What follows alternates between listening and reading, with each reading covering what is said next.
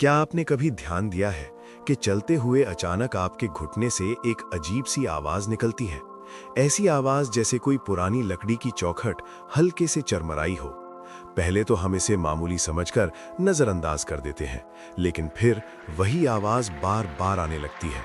सीढ़ियां चढ़ते समय, नीचे उतरते समय या कभी-कभी तो सिर्फ सीधा खड़े होते समय भी।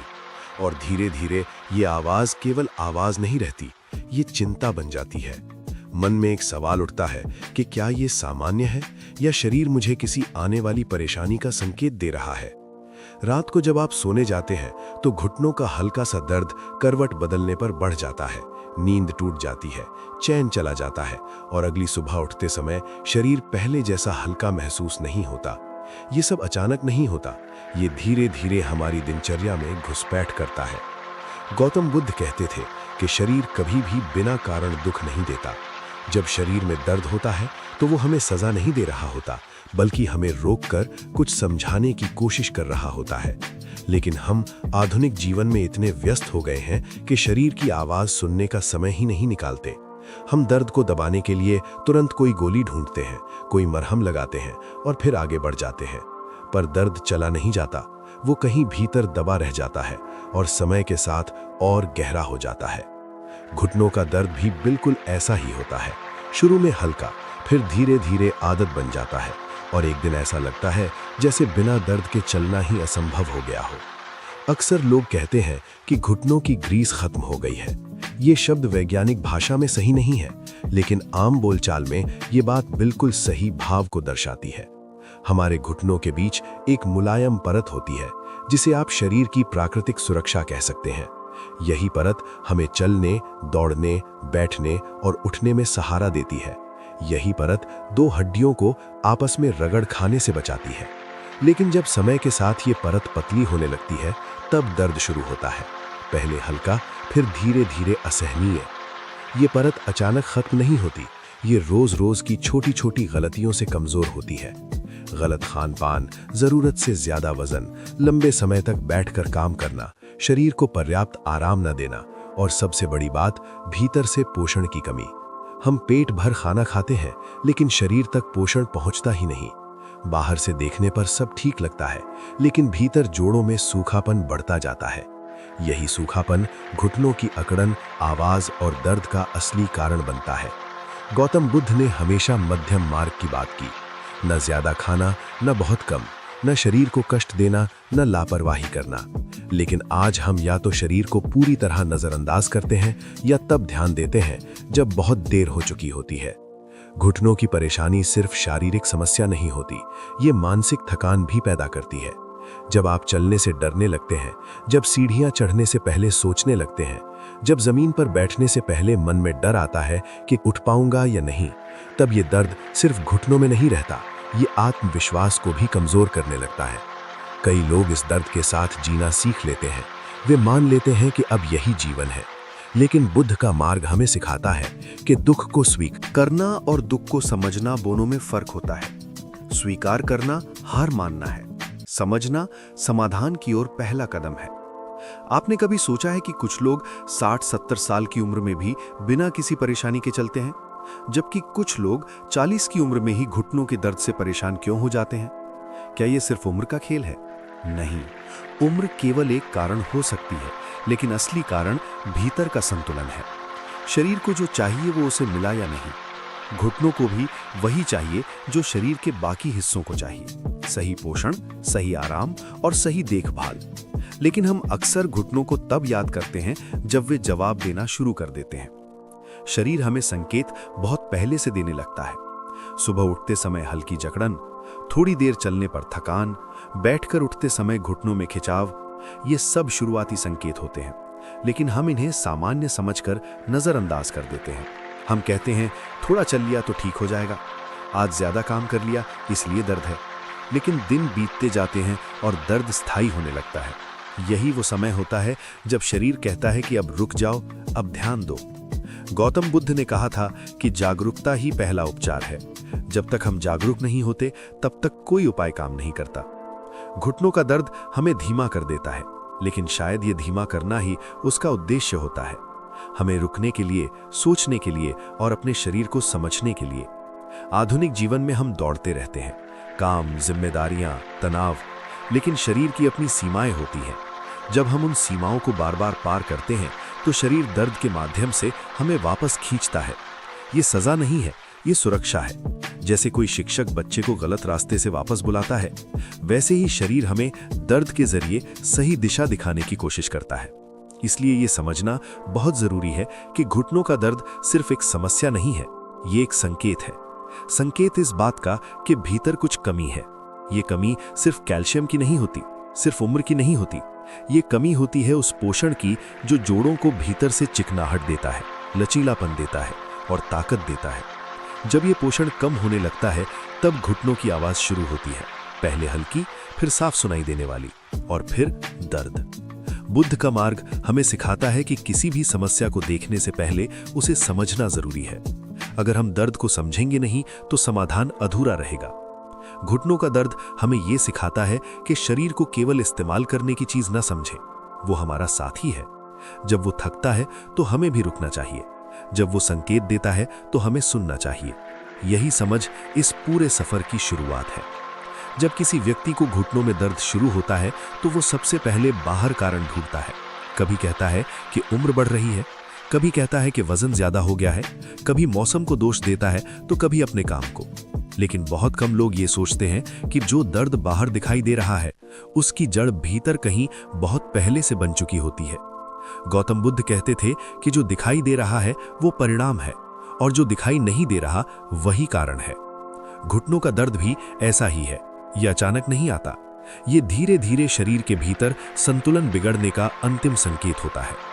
हमारा शरीर एक नदी की तरह है। जब नदी का बहाव सही रहता है तो पानी साफ रहता है, किनारे मजबूत रहते हैं। बहाव सही रहता है तो पानी साफ रहता है, किनारे मजबूत रहते हैं और जीवन सहज चलता है। लेकिन जब नदी में गंदगी जमा होने लगती है, जब बहाव धीमा हो जाता है तो सबसे पहले किनारे कमजोर पड़ते हैं। जोड़ों को आप शरीर के किनारे समझ सकते हैं। जब भीतर का प्रवाह ठीक नहीं रहता तब सबसे पहले असर घुटनों, टखनों और कमर पर पड़ता है। यही कारण है कि बहुत से लोग कहते हैं कि पेट तो ठीक है लेकिन घुटनों में दर्द है। असल में पेट ठीक नहीं होता, बस उसका दर्द नजर नहीं आता। आयुर्वेद में कहा गया है कि जब पाचन कमजोर होता है तो उसका असर सबसे पहले जोड़ों पर दिखाई देता है, क्योंकि जो भोजन हम खाते हैं वही रस बनकर पूरे शरीर में फैलता है। अगर ये रस सही नहीं बना तो जोड़ों तक पहुंचने वाला पोषण भी अधूरा रह जाता है। तब हड्डियां तो रहती हैं लेकिन उनके बीच की चिकनाहट कम होने लगती है। यही चिकनाहट चलने में सहजता देती है।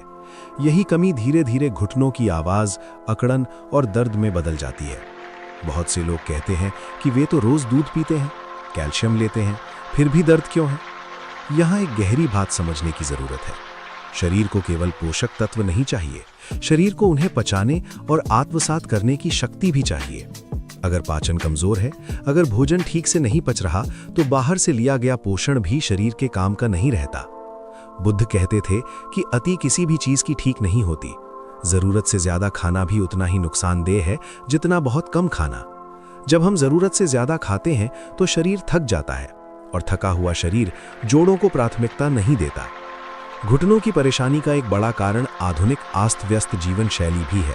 लंबे समय तक कुर्सी पर बैठना, मोबाइल या बहाव सही रहता है तो पानी साफ रहता है, किनारे मजबूत रहते हैं और जीवन सहज चलता है। लेकिन जब नदी में गंदगी जमा होने लगती है, जब बहाव धीमा हो जाता है तो सबसे पहले किनारे कमजोर पड़ते हैं। जोड़ों को आप शरीर के किनारे समझ सकते हैं। जब भीतर का प्रवाह ठीक नहीं रहता तब सबसे पहले असर घुटनों, टखनों और कमर पर पड़ता है। यही कारण है कि बहुत से लोग कहते हैं कि पेट तो ठीक है लेकिन घुटनों में दर्द है। असल में पेट ठीक नहीं होता, बस उसका दर्द नजर नहीं आता।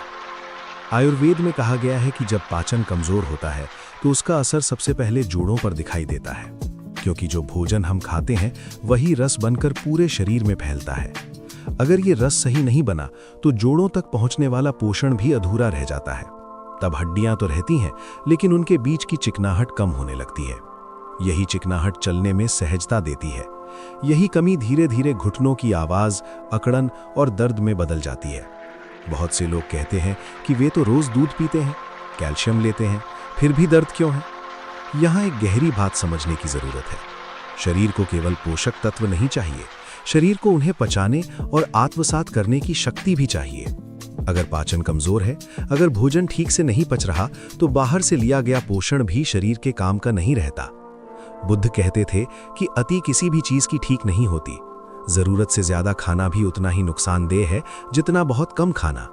जब हम जरूरत से ज्यादा खाते हैं तो शरीर थक जाता है, और थका हुआ शरीर जोड़ों को प्राथमिकता नहीं देता। घुटनों की परेशानी का एक बड़ा कारण आधुनिक अस्त व्यस्त जीवन शैली भी है। लंबे समय तक कुर्सी पर बैठना, मोबाइल या स्क्रीन के सामने झुके रहना, शरीर को एक ही स्थिति में घंटों रखना, इससे शरीर की प्राकृतिक गति रुक जाती है। जब गति रुकती है तो जोड़ों में जकड़न बढ़ती है। पहले ये जकड़न सुबह के समय महसूस होती है, फिर दिन भर रहने लगती है। धीरे धीरे व्यक्ति चलने से बचने लगता है, उठने बैठने से डरने लगता है। यही डर दर्द को और गहरा कर देता है। तनाव भी घुटनों के दर्द का एक छुपा हुआ कारण है। जब मन भारी रहता है, जब भीतर चिंता जमा रहती है, तो शरीर सिकुड़ जाता है, मांसपेशियां सख्त हो जाती हैं, रक्त का प्रवाह धीमा पड़ जाता है। ऐसे में जोड़ों तक पोषण पहुंचना और मुश्किल हो जाता है। बुद्ध ने कहा था कि मन और शरीर अलग नहीं है। जो मन में चलता है वही शरीर में उतरता है। इसलिए केवल दवा से घुटनों का दर्द ठीक नहीं होता जब तक मन को भी हल्का न किया जाए। आपने देखा होगा कि कुछ लोग कम खाकर भी स्वस्थ रहते हैं, जबकि कुछ लोग बहुत कुछ खाने के बाद भी कमजोर महसूस करते हैं। फर्क मात्रा का नहीं, गुणवत्ता और संतुलन का होता है। घुटनों के लिए केवल कैल्शियम नहीं, बल्कि शरीर में सही चिकनाहट, सही ऊष्मा और सही प्रवाह जरूरी होता है। जब ये तीनों बिगड़ते हैं, तब जोड़ों में सूखापन आता है। यही सूखापन दर्द की जड़ है। शरीर हमें बहुत पहले चेतावनी दे देता है। सुबह उठते समय अगर घुटनों में भारीपन है तो ये पहला संकेत है। अगर कुछ देर चलने के बाद ही थकान महसूस होती है तो ये दूसरा संकेत है। अगर जमीन पर बैठने से डर लगने लगे तो ये तीसरा संकेत है। लेकिन हम इन संकेतों को अनदेखा करते रहते हैं। हम सोचते हैं कि अभी उम्र ही क्या है, अभी तो काम करना है। लेकिन शरीर उम्र नहीं देखता, बस संतुलन देखता है। जहां संतुलन बिगड़ता है, वहीं समस्या शुरू होती है। बुद्ध कहते थे कि दुख का कारण अज्ञान है। हम शरीर के नियमों को जानते नहीं और फिर दुखी होते हैं। घुटनों का दर्द भी उसी अज्ञान का परिणाम है। हम शरीर को केवल एक मशीन की तरह इस्तेमाल करते हैं। जब तक चलता है चलाते हैं, जब खराब होता है तब मरम्मत की सोचते हैं। लेकिन शरीर मशीन नहीं है, ये एक जीवित प्रणाली है। इसे रोज ध्यान, समय और समझ चाहिए। जब कोई व्यक्ति ये समझ लेता है कि घुटनों का दर्द केवल बाहर की समस्या नहीं है, बल्कि भीतर के असंतुलन का परिणाम है, तभी वो सही दिशा में बढ़ना शुरू करता है। गौतम बुद्ध कहते थे कि सही प्रश्न पूछना ही आधा समाधान है। जब प्रश्न बदल जाता है, दर्द कैसे खत्म करूं से दर्द क्यों पैदा हुआ, तभी शरीर के साथ संघर्ष खत्म होता है और सहयोग शुरू होता है। यही वो मोड़ है जहां से उपचार की वास्तविक यात्रा आगे बढ़ती है। प्रकृति ने शरीर के लिए कभी भी जटिल समाधान नहीं बनाए। उसने हर समस्या के लिए सरल रास्ता रखा है, लेकिन वो रास्ता धैर्य मांगता है। घुटनों के दर्द में भी यही नियम लागू होता है। जोड़ों की समस्या वर्षों में बनती है, इसलिए उसका समाधान भी धीरे धीरे ही होता है। लेकिन जब समाधान सही दिशा में होता है तो उसका असर गहराई तक जाता है। बुद्ध ने कहा था कि जो उपाय मन, शरीर और समय तीनों का सम्मान करता है, वही स्थायी होता है। सबसे पहले हमें यह समझना होगा कि जोड़ों का सूखापन एक दिन में नहीं आता।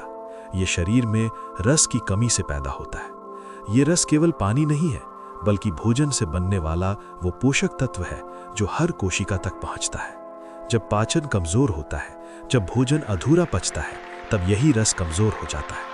नतीजा ये होता है कि शरीर जरूरी हिस्सों को तो पोषण देता है, लेकिन जोड़ों को प्राथमिकता नहीं देता।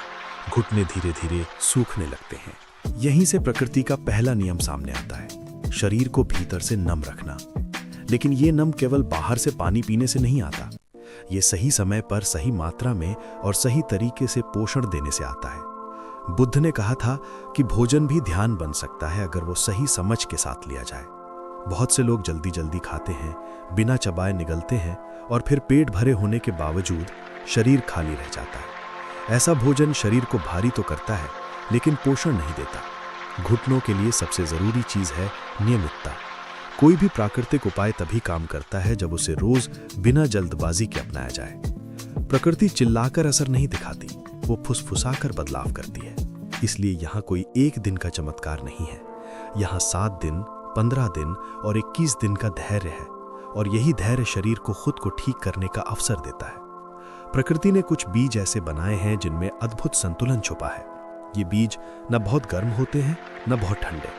ये शरीर में जाकर वहां काम करते हैं जहां सूखापन होता है। सदियों से इन्हें रसोई में इस्तेमाल किया जाता रहा है, लेकिन सही तरीके और सही उद्देश्य से नहीं। जब उद्देश्य बदलता है, तब असर भी बदलता है। मेथी के बीज शरीर के भीतर की जकड़न को धीरे धीरे ढीला करते हैं। वे पाचन को मजबूत करते हैं ताकि भोजन से बनने वाला रस शुद्ध हो सके। वहीं कलौंजी के बीज शरीर में भीतर की सूजन को शांत करने में सहायक माने जाते हैं। ये कोई दवा नहीं है, बल्कि शरीर को याद दिलाने का तरीका है कि उसे क्या करना है। जब ये दोनों बीज मिलकर काम करते हैं, तब उनका असर केवल घुटनों तक सीमित नहीं रहता, बल्कि पूरे शरीर में हल्कापन आने लगता है। इन बीजों को लेने का तरीका भी बहुत महत्वपूर्ण है। बुद्ध कहते थे कि विधि जितनी सरल हो, परिणाम उतना ही गहरा होता है। रात को सोने से पहले एक छोटे से पात्र में पानी लें, उसमें 2 मेथी के दाने और 2 कलौंजी के दाने डाल दें। ये मात्रा बहुत कम लग सकती है, लेकिन यही इसकी शक्ति है। इन्हें रात भर भिगो कर रखें। इस दौरान बीज पानी के साथ संवाद करते हैं। वे कठोर नहीं रहते, बल्कि शरीर के लिए कोमल बन जाते हैं। सुबह उठते ही बिना कुछ खाए शांत मन से इन बीजों को मुंह में रखें। उन्हें जल्दी निगले नहीं, धीरे धीरे चबाएं। जैसे जैसे आप चबाते हैं, उनका स्वाद और गुण लार के साथ मिलकर भीतर जाते हैं। यही वो क्षण होता है जहां भोजन और ध्यान एक हो जाते हैं। इसके बाद वही पानी धीरे धीरे पी लें। ये प्रक्रिया केवल पेट के लिए नहीं, बल्कि पूरे शरीर के लिए होती है। पहले कुछ दिनों में कोई बड़ा बदलाव महसूस ना भी हो तो घबराएं नहीं। बुद्ध ने कहा था कि जो चीज गहराई में जाती है वो तुरंत दिखाई नहीं देती। 7 दिन बाद सुबह उठते समय हल्की जकड़न कम महसूस हो सकती है। 15 दिन बाद चलने में थोड़ी सहजता आने लगती है, और 21 दिन के बाद शरीर में एक नया संतुलन बनने लगता है। ये संतुलन किसी दवा से नहीं आता, ये शरीर की अपनी स्मृति से आता है। इस दौरान कुछ छोटी छोटी बातों का ध्यान रखना जरूरी है। देर रात भारी भोजन से बचें, बहुत ठंडा पानी अचानक ना पिएं, लंबे समय तक एक ही जगह बैठे ना रहें, शरीर को हल्की गति दें। ये कोई व्यायाम नहीं है, बल्कि शरीर को याद दिलाने का तरीका है कि वो जड़ नहीं है। जब शरीर चलता है, तब जोड़ों में जीवन लौटता है। मन की स्थिति भी उतनी ही महत्वपूर्ण है। अगर आप हर दिन यही सोचते रहेंगे, सूखने लगते हैं। यहीं से प्रकृति का पहला नियम सामने आता है, शरीर को भीतर से नम रखना। लेकिन ये नम केवल बाहर से पानी पीने से नहीं आता, ये सही समय पर, सही मात्रा में और सही तरीके से पोषण देने से आता है। बुद्ध ने कहा था कि भोजन भी ध्यान बन सकता है अगर वो सही समझ के साथ लिया जाए। बहुत से लोग जल्दी जल्दी खाते हैं, बिना चबाए निगलते हैं, और फिर पेट भरे होने के बावजूद शरीर खाली रह जाता है। ऐसा भोजन शरीर को भारी तो करता है, लेकिन पोषण नहीं देता। घुटनों के लिए सबसे जरूरी चीज है नियमितता। कोई भी प्राकृतिक उपाय तभी काम करता है जब उसे रोज बिना जल्दबाजी के अपनाया जाए। प्रकृति चिल्लाकर असर नहीं दिखाती, वो फुसफुसाकर बदलाव करती है। इसलिए यहाँ कोई एक दिन का चमत्कार नहीं है, यहाँ 7 दिन, 15 दिन और 21 दिन का धैर्य है, और यही धैर्य शरीर को खुद को ठीक करने का अवसर देता है। प्रकृति ने कुछ बीज ऐसे बनाए हैं जिनमें अद्भुत संतुलन छुपा है। ये बीज न बहुत गर्म होते हैं, न बहुत ठंडे। ये शरीर में जाकर वहां काम करते हैं जहां सूखापन होता है। सदियों से इन्हें रसोई में इस्तेमाल किया जाता रहा है, लेकिन सही तरीके और सही उद्देश्य से नहीं। जब उद्देश्य बदलता है, तब असर भी बदलता है। मेथी के बीज शरीर के भीतर की जकड़न को धीरे धीरे ढीला करते हैं। वे पाचन को मजबूत करते हैं ताकि भोजन से बनने वाला रस शुद्ध हो सके। वहीं कलौंजी के बीज शरीर में भीतर की सूजन को शांत करने में सहायक माने जाते हैं। ये कोई दवा नहीं है, बल्कि शरीर को याद दिलाने का तरीका है कि उसे क्या करना है। जब ये दोनों बीज मिलकर काम करते हैं, तब उनका असर केवल घुटनों तक सीमित नहीं रहता, बल्कि पूरे शरीर में हल्कापन आने लगता है।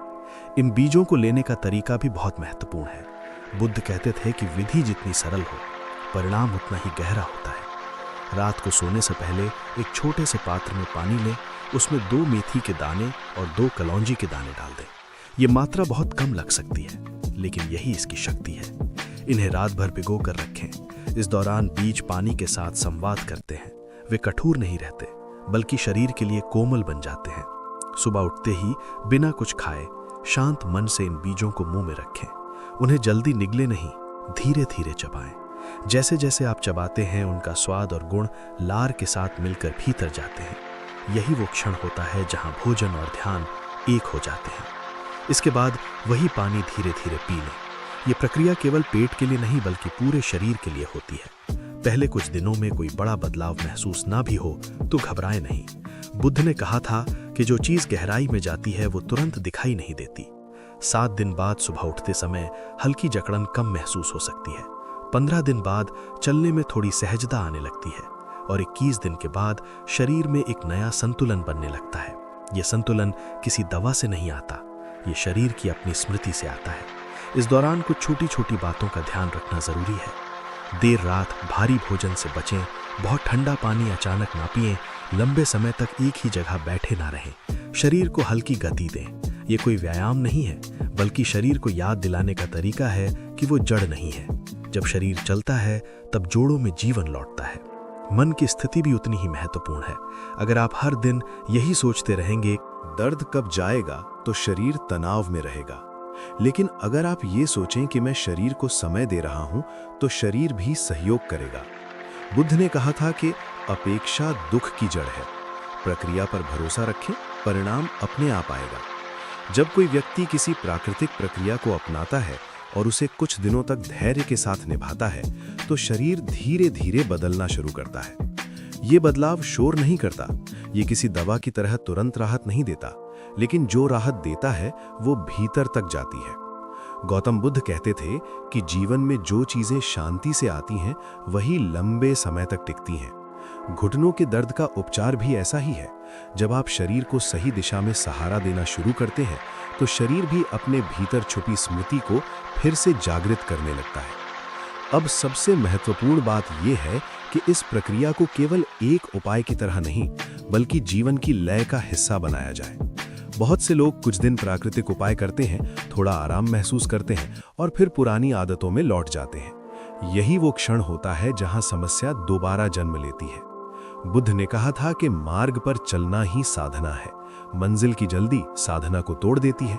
इसलिए यह जरूरी है कि आप इस परिवर्तन को अपने रोजमर्रा के जीवन में उतारें। सुबह उठने का तरीका ही शरीर की दिशा तय करता है। जब आप सुबह उठते हैं तो तुरंत उठकर भागने की बजाय कुछ क्षण शरीर को महसूस करें। घुटनों में हल्की गति दें, उन्हें मोड़ें, सीधा करें, लेकिन बिना जोर लगाए।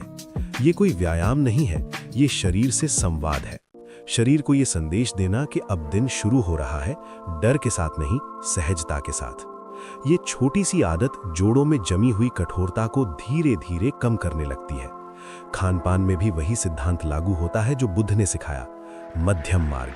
न बहुत भारी भोजन, न बहुत हल्का, न लगातार खाते रहना, न भूखे रहना। भोजन को दवा न बनाएं, लेकिन दवा जैसा सम्मान जरूर दें। धीरे धीरे खाएं, हरने वाले को चबाएं। जब भोजन ठीक से पचता है तभी वो रस बनता है जो जोड़ों तक पहुंचता है। यही रस घुटनों की वास्तविक ताकत बनता है। दिन के दौरान शरीर को लंबे समय तक एक ही स्थिति में ना रखें। अगर आप कुर्सी पर बैठे हैं तो हर आधे घंटे में थोड़ा चलें। अगर आप खड़े रहते हैं तो कुछ समय बैठकर शरीर को आराम दें। ये संतुलन बहुत जरूरी है। बुद्ध कहते थे कि असंतुलन ही दुख का कारण है।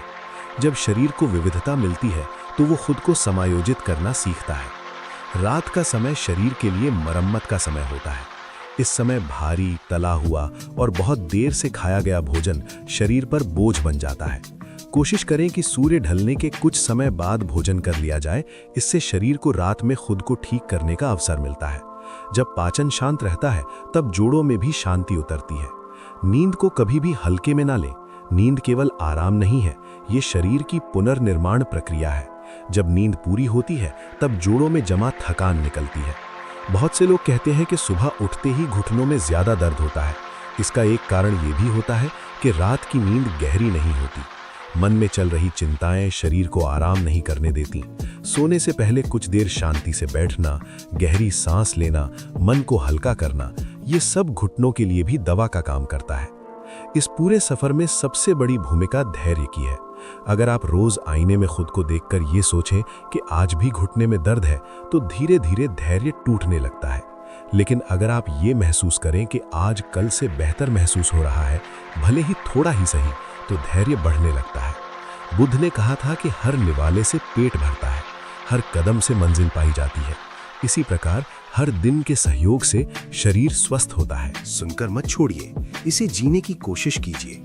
और अगर आपको लगे कि ये यात्रा किसी और के काम आ सकती है, तो इसे आगे बढ़ाइए, क्योंकि जब एक व्यक्ति जागरूक होता है तो वो केवल खुद को नहीं, दूसरों को भी रोशनी देता है। यही बुद्ध का मार्ग है।